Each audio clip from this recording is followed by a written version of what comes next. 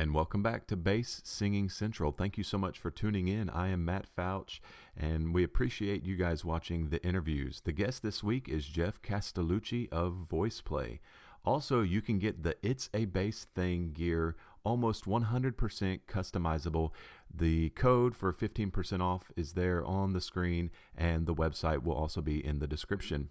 Jeff has had a fantastic career, and he gives some great tips, technique, and some vocal exercises, and some fantastic content for you guys to enjoy. So without anything else to do, here's the interview with Jeff Castellucci. Hey guys, Jeff Castellucci is with me, and I'm so glad you took the time to be with me today, man. Appreciate it. Absolutely. Got nothing but time right now, so I'm super happy to be here chatting with you. So this channel, Bass Singing Central, I've had for several years. I don't get the chance to put a lot of stuff on it over the last few years just because of, and you know how it is, being out on the road, traveling and Mhm. doing concerts and doing all the things, just spending time with family when you're home, and then the work you have to do when you're home. And it just kind of got put on the back burner. But like you said, now that we're not doing anything, we're just kind of hanging at home, I was like, I got to finally get some videos for this channel. So I'm so glad you're here. A lot of guys that have been consuming these videos, man, watching this stuff said, I want to hear from Jeff. And so you got a lot of fans out there and a lot of guys that love what you all are doing and love your music. What is one of the biggest, I was going to use the word treasures, or one of the things that you love the most about your fans and the people that follow you guys? You know what's funny is that I think especially with the internet being what it is now, we hardly ever run into a situation where we have people who are being like rude or mean or weird or creepy. Like it almost never happens. So our fans are just some of the best, most down to earth people. And I'm not sure if that's like an a cappella thing or if it's a vocal group thing or if it's just like the style of music that we do, because we kind of hit like all different genres.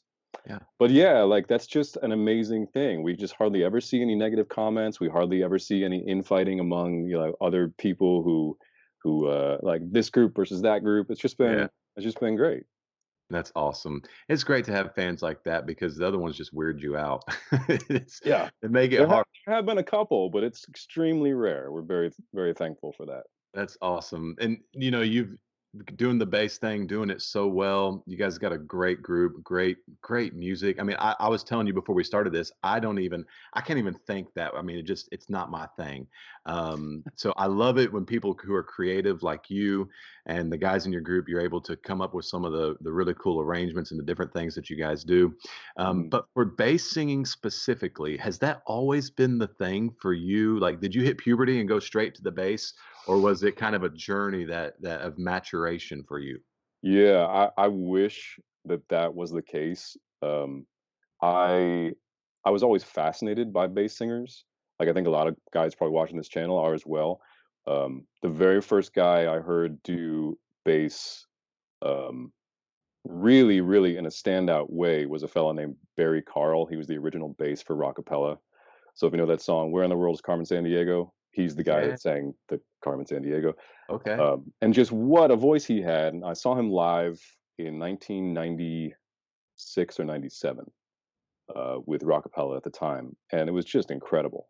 It was just amazing. So I never had the chops right away to sing bass.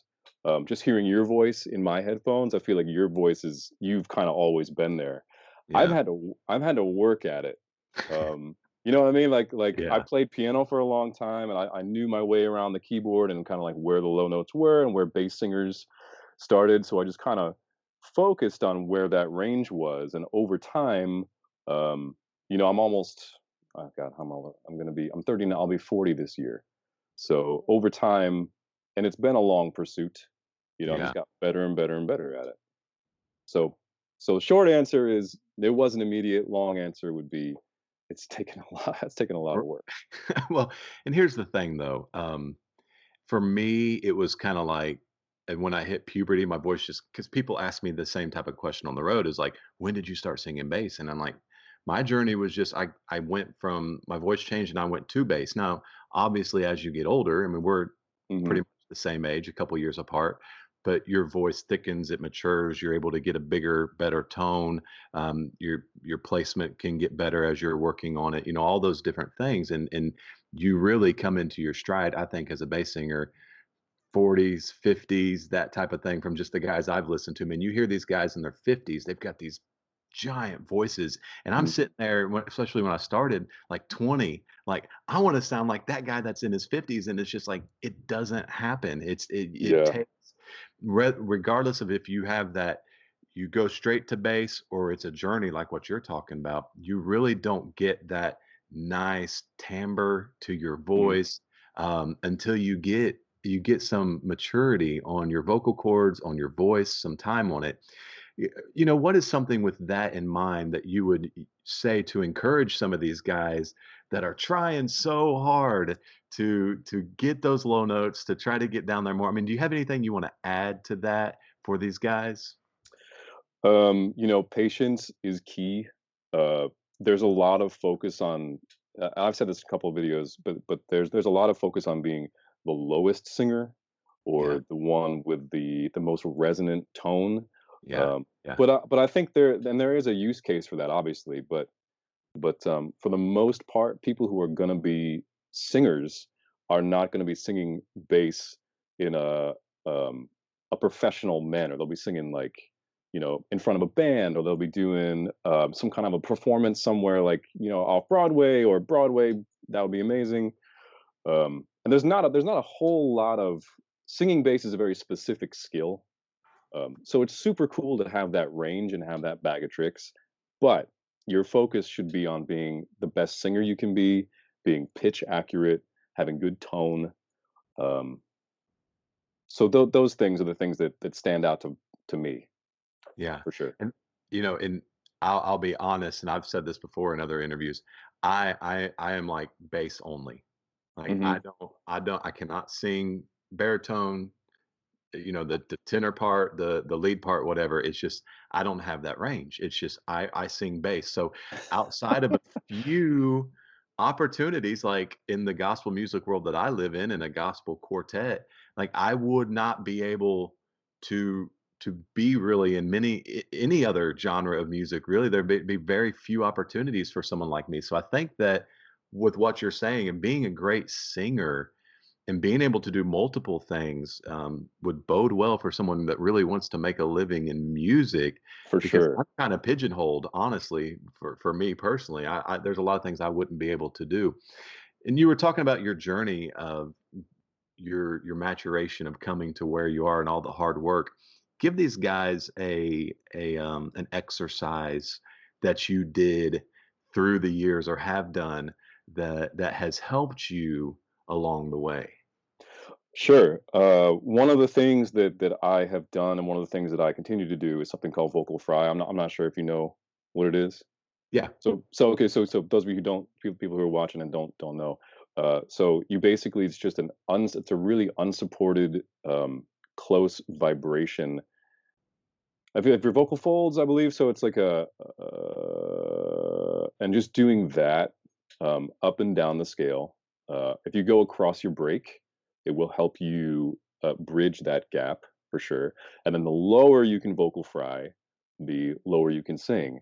And I would believe conversely, it's true the other direction as well. The higher you can fry, the higher you can sing. I don't spend a whole lot of time working on that, but that did help me work across my break, and did help me put a little extra edge on my lower notes. And it's one of those things you can do a lot, and I have done it a lot.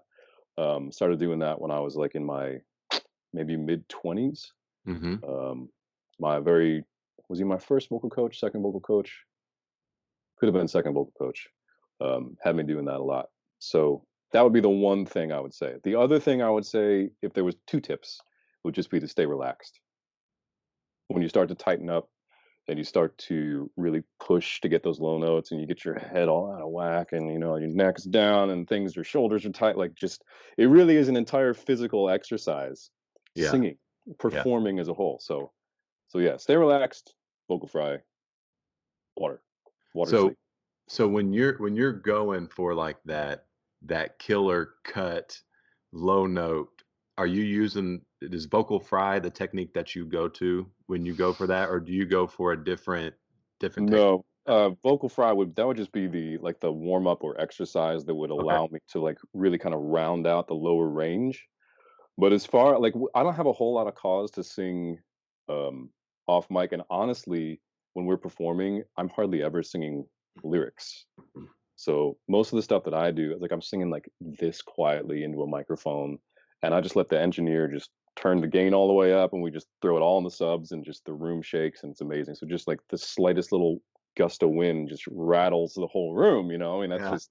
that's the way we do it. And the same thing with our drummer's bass mic setup. He just when he's hitting the bass kick with his mouth, just everything explodes. It's Yeah. amazing. So those outside gigs are tough. Yes, for sure. Unless you've got the festival sound system going on, then it's okay. But yeah, the outside gigs for sure, they're a challenge. Well, and vocal fry is one thing that I try to stay away from because just for me personally, Hmm. I don't like the sound of vocal fry, and I'm glad to hear you say that. Just because for me personally, I don't like the sound of vocal fry when you're performing. Like the vocal fry, I have done that just messing around, trying to, like you said, work on my expanding my range and my low end. But as far as for live, I like to hear somebody. Um,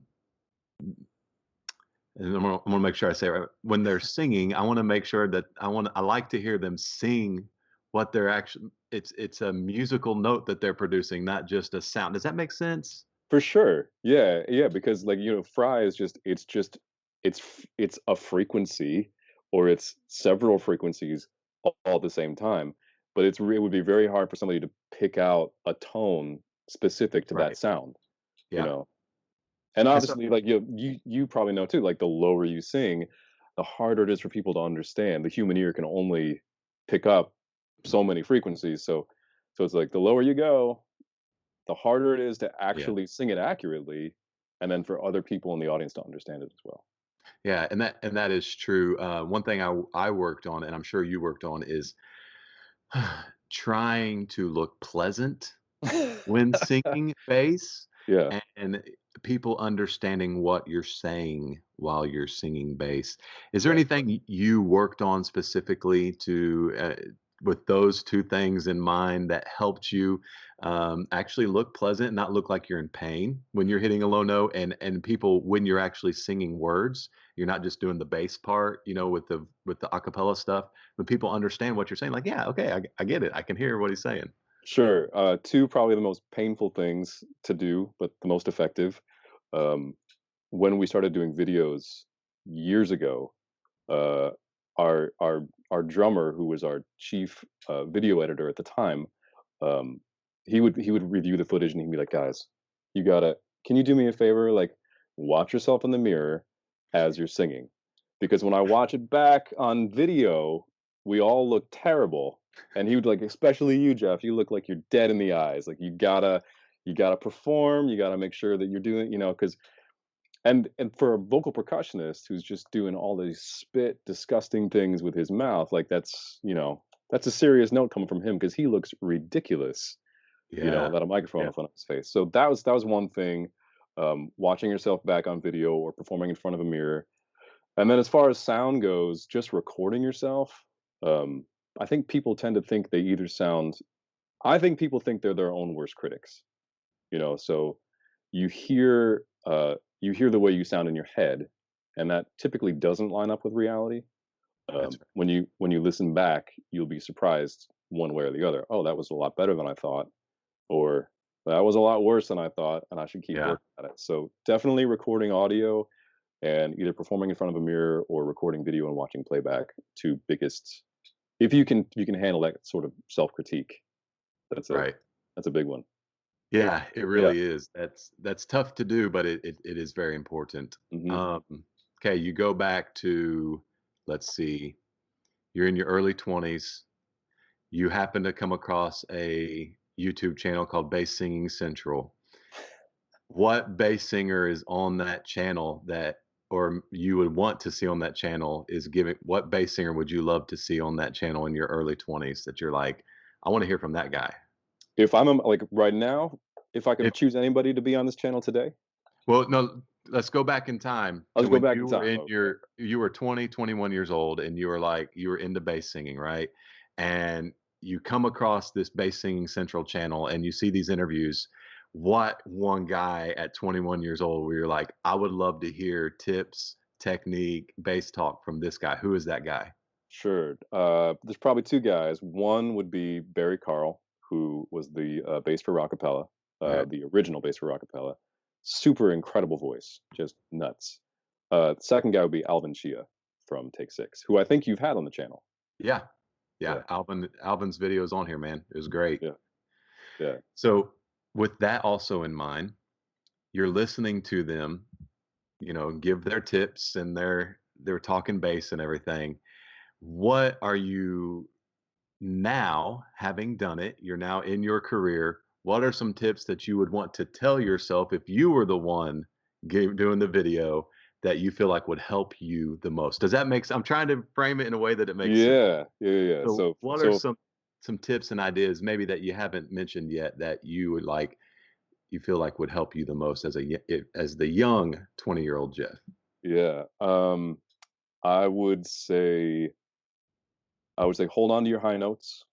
Don't be so focused on the low ones that you forget or neglect about the high notes because they will come in handy.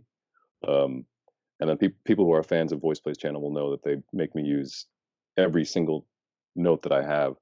Uh, Secondly, I would say, if you're not already playing an instrument, pick one up, Wow. because being playing an instrument or knowing how to read music, not only will you be able to just like feed yourself forever, because especially in times like this, people are just getting on, YouTube and playing and singing, and that ad revenue is it's a real thing right now. Yeah. So yeah, so instrument, and then hold on to your high notes. Two big What ones.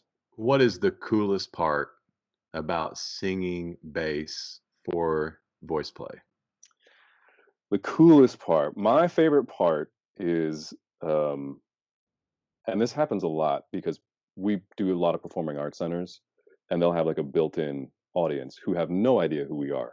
And as I say, as big as we are, we're not that big. Like a couple 100,000 people on YouTube, is not the biggest audience in the world. So people are still surprised when they see us, and they have no idea what to expect. When we get out there on the stage, and the first low, like the first low G or low F that gets hit in the show, and the whole room you see their whole face just go, "What? Yes. How?" And they turn to their friends and they're like, "What on earth is happening?" And it's like, yeah, that is the coolest part. Yeah. And the best part is when it's not a mixed audience, or like when it's just kids, Yeah. like elementary school, high school. Those kids are so excited about, they've just never seen anything like that. Yeah. It's a great moment. And I being in the Christian music world, obviously for me, the coolest part is knowing that my music that I'm a part of speaks to them spiritually. But outside of that, exactly what you just said, um, that moment that's like when you hit that low note and the person that wasn't expecting it and you see their eyes like do this and then they look over and they're like, what in the world, was Hmm. that's something that I'm just like, man, that is so cool to see. And it's funny because that's the thing that we in all these interviews, it seems like there's one theme is like, don't just focus on the lows, but that's the attraction, you know what I'm saying? Like that's For the sure. thing, man. But it wouldn't That's it wouldn't be a fun trick if you did it for 90 minutes straight. Like right. you gotta have some other things in your That's right. repertoire, for That's sure. right. That's right. What keeps you motivated, man? Oh, that's a good question. I've always loved acapella music. My wife and I have this conversation. We don't have it a lot anymore, but back in the day when we were just grinding away, and is this gonna work out? We don't know. I would just tell her, I was like, I would still be arranging music and singing, even if we didn't have an audience. Like I'd still be doing it. It's always been a passion. Um, and so just having this as a as a hobby, I would even just a hobby would be awesome. But to get to do it professionally is just like it's literally a dream come true. I did this was not in my plan. I was going to school to be a either a music teacher or originally I was going to be a computer engineer, which I I gave that up. Too much math. Um, but yeah, I was going to be a music teacher, and then this started performing full time uh, at theme parks here in Orlando. And so one thing led to another, and 20 years later, here I am still doing it, which is just like incredible. That's awesome. The president invites you guys to come sing one song for any kind of program, get together, whatever it is. Voice plays coming. You guys get one shot. What are you guys gonna do? Ooh, is it specifically for the president, or is it like a an event where there's lots of people? It's an event with lots of people. The president's gonna speak, and he wants you guys to come do a song. Sure. Okay, so we have a bit in our show called Road Trip, and I believe there's a video on our website about what it is, and it's part of our show is not just singing at you. We try to be more theatrical. So this is a piece that it's like a 7 or 8 minute medley where we're in the car pretending like we're driving down, you know, we're on the road, and there's an argument that happens between the songs on the radio, and the guys flip back and forth between the stations, and the guys in the back seat we're asleep. It's just like one thing leads to the next. There's a big mess. It's fun. It's a fun, funny piece. We've been doing it for 10 years at least now. It hits every time That's awesome. It sounds fun. I'm gonna have to see that. You for guys sure. got the Give video it of a it? mm-hmm. I'm assuming out there. Called Road Trip. That's right. Cool. I'm gonna check it out. Um, one thing I did want to know, I've watched your video. I don't want to necessarily go through all of the techniques because you did a great job. I can't explain to people how I do what I do. I've not been trained to do it. I've never taken any voice lessons. It's just something that how I do it. I just figured out how to do it how I do it, and I don't know how to tell you how to do it. School of That's Hard why Knocks. that's why I like the interviews because I feel like so many other people can actually explain it because I really can't. But I don't want to get into all the technique because all the different ones because I want them to go to your channel to see the video that you already did. So if any of the guys are watching and they've not seen your video, I can't imagine that they haven't, but if they've not seen it, tell them where they can go and what the name of the video is so they can see all the different techniques, and you can even mention them if you want real quick, but you go into great detail on that.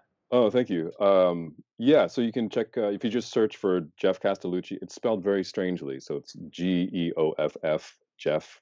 Looks like Geoff. So Jeff Castellucci, um, and I think the title of the video is "How to Sing Low" or "How to Sing Really Low," and it's only like 5 minutes, so it's not like a real lengthy use of your time. I mean, you'll blow right through it. But yeah, so I cover singing in subharmonic and singing in Tim Faust's famous technique, the that growl he does. So yeah, Mhm. those two are the big ones. Cool. Any last words, anything about you you want these guys to know that maybe they don't know, or any last words before you share all the socials for them to connect with y'all? Um, any last words? No, this has been awesome. I didn't know what to expect. You've been a great interviewer, so thank you. VoicePlay has some stuff coming up. We're still working, so if you haven't subscribed to VoicePlay's channel or my channel, please do so. Um, that'd be it. Everybody keep singing, Yeah, keep working at it. cool, man. Jeff, I appreciate your time, bro. And You I got know it. these guys watching, they appreciate it. And Voice Play, y'all check them out. And yeah, I'm sure y'all have already watched their videos, love hearing Jeff because so many of you guys have asked, we want to hear from Jeff. So I've enjoyed this, and I know that y'all watching have as well. Jeff, appreciate you, man, and God bless you. And I know that you guys are arranging and getting everything ready so that as soon as all this social distancing and everything is done, you guys are back out on the road and you got some new music for everybody. That's right. We can't wait. We're looking forward to it. All right. Appreciate it, man. All right. Thanks a lot, Matt.